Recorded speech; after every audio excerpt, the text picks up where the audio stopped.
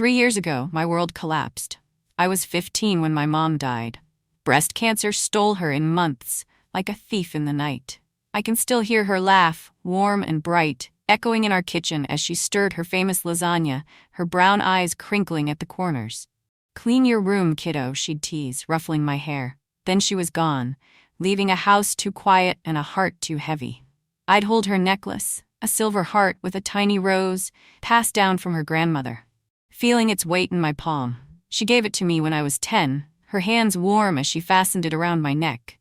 "This is us," she said. "You and me, forever." I'd sit in her closet, surrounded by her sweaters, breathing in her lavender scent, trying to hold on to her. Dad was lost too. He'd stare at her photo on the mantel, his broad shoulders hunched, his voice barely a whisper. "We'll be okay," he'd say, but it sounded like a question. We were ghosts, drifting past each other, tethered by grief. Then came Cynthia.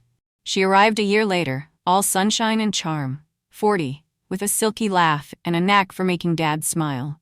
She'd bring casseroles, compliment his old jazz records, and ask me about school with a warmth that felt real. "She's good for us," Dad said one night, his voice lighter than it had been in months. "Give her a chance, kid." I wanted to hate her. Nobody could replace Mom, but she was so kind, so perfect. She'd leave notes on my desk, "You're doing great." She'd bake cookies, the kitchen smelling of chocolate and warmth.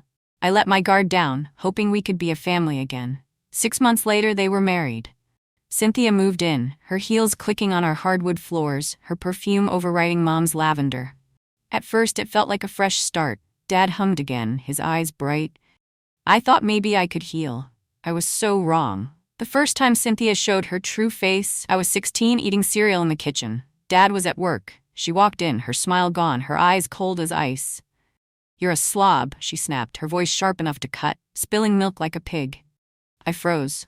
"I'll clean it up," I stammered, my cheeks burning. She stepped closer, her breath hot. "You're a burden. Your dad deserves better than a lazy, pathetic kid dragging him down." My heart raced. This wasn't the Cynthia who'd hugged me at the wedding, who'd called me sweetie in front of Dad. This was a stranger, her words like poison. I tried to laugh, thinking it was a joke, but her smirk stopped me cold. From then on, she was relentless. When Dad was home, she was all warmth, her voice dripping with honey. "Tom, your daughter's so talented," she'd say, winking at me. But alone, she was a storm. "You're too fat for this," she'd hiss, ripping a shirt from my closet and tossing it in the trash. "I'm helping you make room." I'd lie awake, her words looping in my head, wondering why she hated me. I avoided her, tiptoeing through my own house, but she always found me. "Failure," she'd whisper. "Worthless." Each word was a brick, building a wall around me. Then she stole the necklace. It was a Tuesday. I'd left it on my dresser, a rare mistake. When I got home from school, it was gone. I searched everywhere. Under the bed, in drawers, behind the mirror. Nothing. My stomach twisted. I knew it was her. I found her in the living room, flipping through a magazine. "Did you take my necklace?" I asked, my voice shaking. "The one from my mom?" She looked up, her face all innocence. "Why would I want your cheap little trinket? You're so careless, you probably lost it." "It was on my dresser this morning," I said louder. She stood, towering over me. "Don't you dare raise your voice at me, you ungrateful brat. Maybe if you weren't so obsessed with your dead mom, you'd keep track of your things." Her words hit like a slap. I ran to my room, tears streaming, and collapsed on the bed. She'd taken the last piece of Mom I had, and she knew it. I told Dad that night at dinner. Cynthia was serving lasagna, her smile perfect. I could barely eat, my hands trembling. "Dad," I said, my voice small, "Cynthia took Mom's necklace. It's gone." He set down his fork, frowning. "What do you mean, gone?" I spilled everything, how it was on my dresser, how Cynthia had been in my room, how she'd called it cheap. Cynthia gasped, clutching her chest. "That's ridiculous," she said, her voice trembling with fake tears. "Tom, I'd never do something so cruel. I know how much her mom meant to her." Dad looked at me, then at her. "Are you sure you didn't misplace it?" he asked. "I'm sure," I said, my throat tight. "She's lying, Dad." Cynthia sobbed, covering her face. "Tom, I'm trying so hard to be a good stepmom, but she's been distant since we got married. I think she's struggling, blaming me for her grief." Dad's eyes softened. For her. He reached for her hand. "It's okay, Cyn. I know you're doing your best." He turned to me, his voice stern. "You need to stop this. I know you miss your mom, but accusing Cynthia isn't fair. You're better than this." My heart broke. My own father, the man who'd carried me on his shoulders, who'd promised to always protect me, didn't believe me. I locked myself in my room, curling up on the bed, clutching the pillow where Mom's scent had faded. Flashback. I'm 10, in the backyard, Mom brushing my hair. The necklace glints in the sun. "You're my brave girl," she whispers, her voice a melody. "No matter what, you're stronger than you know." Cynthia wasn't just stealing my things. She was stealing my dad, my home, my voice. I was drowning in her lies, and nobody could hear me. But I wasn't going to let her win. The next morning I woke with a fire in my chest. I was done begging. Done crying. Cynthia thought she could break me, but she didn't know the fight I had in me. Mom's strength was in me, and I was going to use it. I needed proof. Something Dad couldn't ignore. Something the world couldn't deny. Words weren't enough. Cynthia twisted them, like a spider spinning a web. I needed her lies caught, her cruelty exposed. I worked weekends at a coffee shop, saving every tip in a jar under my bed. After a month, I had enough for 3 tiny cameras, wireless, with audio and night vision. I researched for hours, making sure they'd blend into the house. When they arrived, I hid them with care. One went in a hollowed-out book on the living room shelf, its lens hidden in the spine. Another went in my nightstand, disguised as a phone charger. The third was my favorite, inside a teddy bear Mom gave me, its eye now a camera, watching the living room. Every night, I checked the footage, my heart pounding, waiting for the truth to show itself. For weeks, the cameras caught fragments of her cruelty, her sneering in the hallway, "You're a waste of space," her tossing my clothes into a bag, "You don't deserve these." Each clip hurt, but it wasn't enough. I needed something undeniable. Then, one afternoon, it happened. I came home from school to chaos.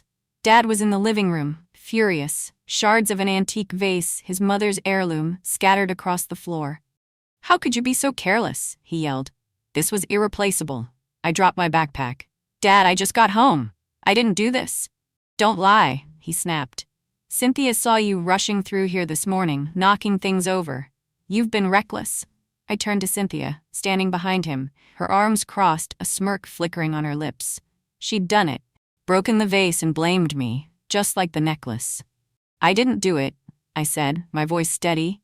"Please, Dad, believe me." He shook his head. "You're grounded, and there's a real punishment coming." Cynthia's eyes gleamed with victory. She thought she'd won. She didn't know about the cameras. That night, I locked my door and opened my laptop. My hands shook as I pulled up the Teddycam footage.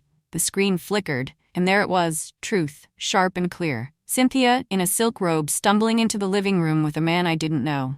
He was tall, slick-haired, his grin oily. They were kissing, sloppy and desperate, hands everywhere. They crashed into the coffee table, and the vase fell, shattering. "Oops," Cynthia laughed, carefree. "Tom's precious vase." The man chuckled. "He'll never know, babe." They stumbled toward Dad's bedroom, the door clicking shut. The footage went silent. I sat there, my heart pounding, my stomach twisting. I felt sick, for Dad, for the betrayal, for the lie our family had become. But then, rage took over. She wasn't getting away with this. "You're so clumsy, you know that? No wonder things break around here." "Stop it, Cynthia. I know you're lying about me." "Oh, sweetheart, who's gonna believe you? Your dad thinks you're a mess. Keep pushing, and I'll make sure he sends you away." I spent days in a haze, my mind racing. The footage was explosive, but I didn't want to just show Dad. He might forgive her, make excuses. I needed to hit her where it hurt, her perfect image, her pride. Her birthday party was in a week. She'd planned a big event, friends, Dad's colleagues, family, all gathered to celebrate her. It was her moment to shine, her stage. I was going to tear it down. I edited the footage carefully, splicing the worst moments, her mocking me, trashing my room, and the affair, complete with the vase's crash. I added subtitles, bold and clear for the subtitles on YouTube. "You're a failure. Tom's precious vase." I called it a tribute video, a gift for her birthday. The irony burned, but it was perfect. I'm at my desk, the laptop glowing. Mom's voice echoes in my mind. "You're stronger than you know." I whisper, "This is for you, Mom, and for me." I burned the video onto a USB, my hands steady. There was no turning back. The party was in our backyard, alive with chatter and light. Fairy lights twinkled, A table overflowed with food, and a big screen stood ready for Cynthia's slideshow. Guests laughed, sipping wine, while Cynthia glowed in a silk dress, her voice carrying over the crowd. Dad stood beside her, proud, his arm around her. I lingered at the edge, the USB in my pocket, my heart racing. Nobody noticed me, the quiet kid in the shadows. That was fine. My moment was coming. Cynthia, stay out of my way tonight, or you'll regret it. Me, don't worry, Cynthia, I've got something special planned. Watch yourself, kid. She took the microphone, her voice honeyed. Thank you all for celebrating with me. This family is my everything, and your love means the world. The crowd clapped. Dad smiled, oblivious. I stepped forward, raising my hand. I have a gift for Cynthia, I said loud enough for the mic to catch. A video tribute, to show how much she means to us. Her eyes narrowed, but she smiled. How thoughtful, she said, her tone tight. I pressed play. The screen flickered. Cynthia's voice filled the air. You're a failure, a pig who doesn't belong. The crowd froze. Cynthia's smile vanished. Dad's face tightened. The video cut to her trashing my room. Too fat for these anyway. Guests whispered, shocked. Cynthia gripped the microphone. This is fake, she shouted. She's lying. But the video rolled on. The living room appeared, and there she was, with him. Kissing, laughing, crashing into the table. The vase shattered. Tom's precious vase, she giggled. The crowd went still. Dad's face drained of color, his hands shaking. Cynthia's eyes darted to him, then the screen. The final clip, her leading the man into Dad's bedroom, the door shutting. The screen went black, with subtitles. The truth always comes out. Chaos broke loose. Guests yelled, some cursing Cynthia. A woman screamed, you monster. A glass shattered. Cynthia dropped the mic, its screech piercing the air. It's not true, she shrieked. She faked it. Nobody listened. The crowd turned on her, their faces cold. Dad sank into a chair, head in hands. Cynthia ran, her heels catching in the grass, her sobs fading as she fled. I stood there, the USB in my hand, my chest tight. It wasn't joy, it was justice. A week later, the house was still. Cynthia was gone, her things vanished. Dad found the necklace in her jewelry box, hidden like a guilty secret. He handed it to me one morning, his eyes red. I'm so sorry, he said, his voice breaking. I failed you, I should have seen it. I took the necklace, its weight familiar. I just needed you to know the truth, I said. He nodded, tears falling. I filed for divorce. She's gone for good. I let you down, kid. I was so caught up in her, I didn't see you hurting. Me, I know, Dad, but we're here now. We'll figure it out. Together? Yeah, together. We sat on the couch, the silence heavy but hopeful. It was a start. I'm in my room, the necklace around my neck. Mom's voice echoes, you're enough. I smile, feeling her strength in me. I'm not just the kid who was broken. I'm the one who fought back. That night, I stood outside, the stars bright, the air carrying a hint of lavender. I touched the necklace, feeling Mom with me. Some revenge is loud, some quiet. Mine played on a screen in front of everyone in full HD, and it set me free. Truth isn't always easy. Sometimes you have to fight for it, risk everything to make it shine. My stepmother thought she could erase me, but she didn't know my strength, the love my mom left in me. I took back my life, my voice, and I made her lies crumble. If you're out there feeling trapped, unheard, remember this. You're stronger than you know. The truth is waiting, and when you're ready, it'll burn through the dark. Thanks for listening. Drop a like, share this story, and tell me in the comments what you thought. Until next time, stay true.